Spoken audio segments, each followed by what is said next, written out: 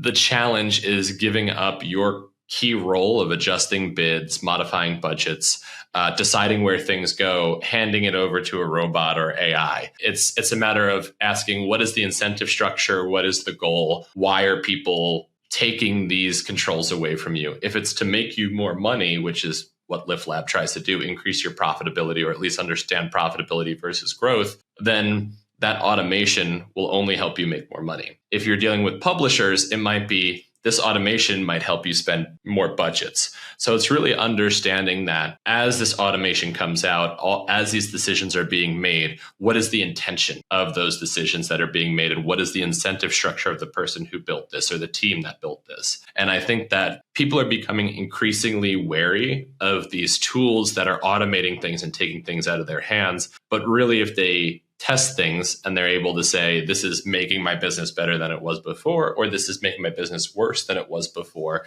they can make more informed decisions. So a lot of this no-brainer to you of change these things and make more profit, the reason there's not that immediate adoption of it is because people have been burned in the past. They have made these decisions full sale and they've seen their sales tank, and then someone run away with their short-term revenue and then say, okay, I'm on to the next client to do this, and then the next client. And I don't think any publishers are explicitly doing that. Otherwise, those publishers wouldn't last very long in the market. But it is something that even no-brainers take a while for adoption. And what I found is that when I was back at an agency side, this was before my time on the publisher side, was the silos that do this, the data science team, marketing science team, the MMM team, who's way out of the company. You have the internal marketers at the clients. You have the media buyers at the agency. You have the publishers, analysts. There's so many cooks that have very specific and refined roles, and the data is kind of all over the place, that the first thing of bringing the data together, and then the second thing of being able to inform all these people to make better decisions as opposed to replace their roles, is really what needs to happen in order for both adoption to occur,